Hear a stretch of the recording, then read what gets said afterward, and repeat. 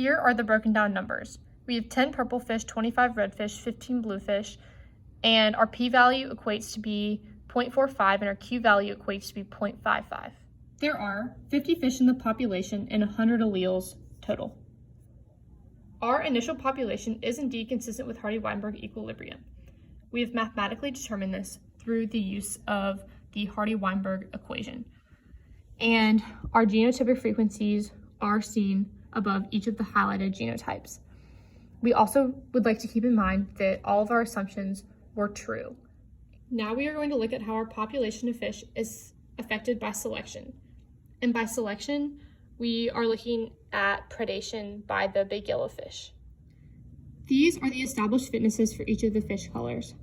Blue is the most selected for and the most fit because blue will blend in with the ocean. Purple is closer to blue than red, and red is the least selected for because red will stand out and will increase predation chances. Here is a table that breaks down genotypic frequencies before selection and genotypic frequencies after selection. In addition to finding the genotypic frequencies after selection, allele frequencies were also found after selection. Big B's was 0.408 and little b's was 0.592.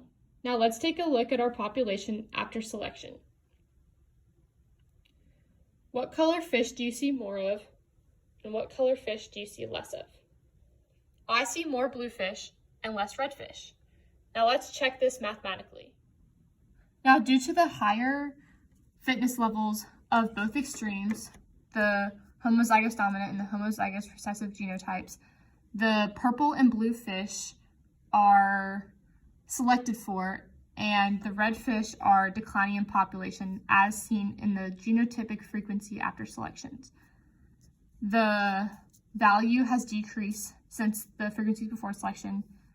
The frequencies of the purple fish and the blue fish have slightly increased after selection. We would consider this population being affected by disruptive selection, which is also called underdominance.